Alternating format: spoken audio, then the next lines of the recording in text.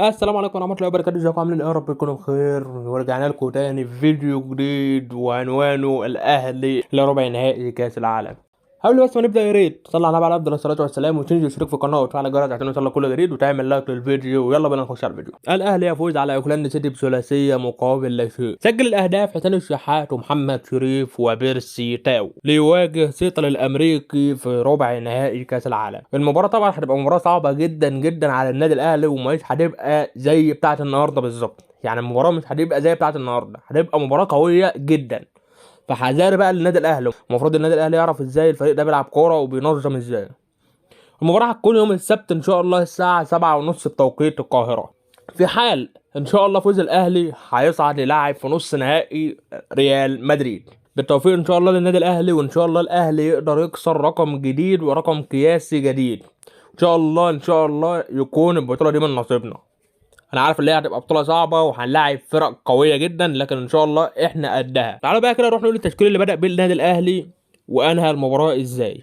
النادي الاهلي بدا في حراسه المرمى محمد الشناوي، رباعي خط الظهر علي معلول، محمود متولي، محمد عبد المنعم، ومحمد هاني. في نص الملعب اليو ديانج وعمرو السوليه وحمدي فتحي، ثلاثي هجومي وهو حسين الشحات ومحمد شريف واحمد عبد القادر. واخد رجل المباراه وهو محمد شريف. هتقول لي ازاي؟ هقول لك والله ما اعرف. انا مستغرب زي زيك بالظبط، بس مش مشكله. محمد شريف برضك عمل مباراه كويسه وجاب هدف، بس ضيع انفرادات كتير، بس مش مشكله. هو ابننا برضك وما ينفعش نلومه. النادي الاهلي بدا المباراه النهارده بالضغط العالي، وده اللي احنا محتاجينه من النادي الاهلي. ضغط من اول دقيقه، كان حرفيا مخلي فريق اوكلاندو سيتي في نص ملعبه ما بيخرجش. وده حرفيا فكرنا بالكابتن طارق العشري، مع احترامي طبعا ليه. مدرب اوكلاندو سيتي كان جاي خايف، كان جاي عاوز يكسب الاهلي بضربات الجزاء بمعنى الكلمه، او هدف عشوائي كده. لكن طبعا الاهلي كان ذكي وكولر كان ذكي. الفريق ده كان بصراحه كان جاي مرعوب من النادي الاهلي، كان جاي عارف النادي الاهلي مش بيهزر. النادي الاهلي بيخش في بطولات كاس العالم للانديه مش بيهزر. والاهلي راح في الشوط الاولاني اكتر من مره وضيع اكتر من كوره.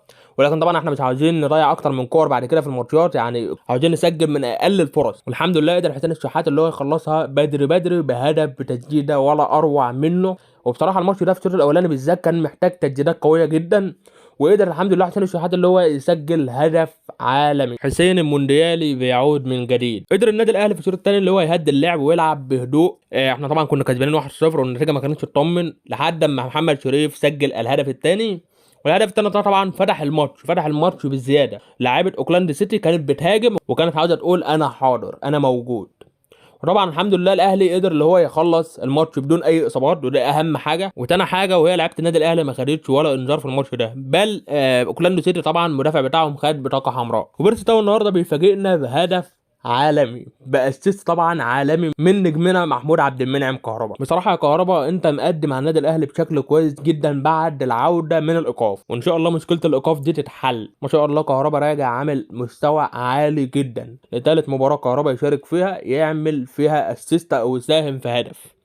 طبعا هو لعب 3 مباريات مع النادي الاهلي، من ضمنهم مباراه الزمالك، سجل امام الزمالك هدف، وسجل امام سموحه هدف، وصنع هدفين، وصنع طبعا امام اوكلاندو سيتي. ما شاء الله عليك يا كهربا، عاوزين اداء زي ده واعلى من كده كمان يا كهربا. انا عاوز اقول حاجه بس على اللقطه دي. هو انت حضرتك واقف بتشمس بالليل مثلا يعني ولا ايه؟ انا مش فاهم يعني انت واقف بتعمل ايه؟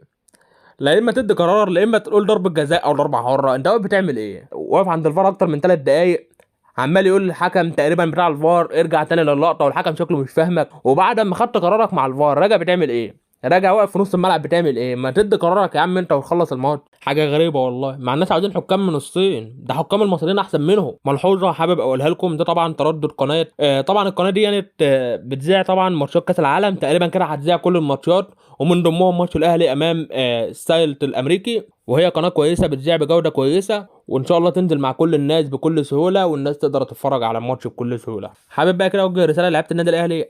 احب اقول لكم الف مليون مبروك على الفوز، منتظرين منكم المزيد. ان شاء الله تفوزوا في المباراه القادمه وتصعدوا لنص نهائي كاس العالم. عملتوا مباراه كبيره وانتم ابطال، واحنا منتظرين منكم دايما المزيد يا ابطال. مش عاوز اطول عليكم اكتر من كده، ان شاء الله انتظروا مني فيديو بكره هوضح فيه مع بعض كل الاسباب اللي حصلت في نادي الزمالك، والمشاكل اللي حصلت في نادي الزمالك بسبب قيد اللاعبين، بسبب طبعا عوده فيريرا. انتظروا مني فيديو ان شاء الله بكره. وبس كده، شكرا، مع السلامه.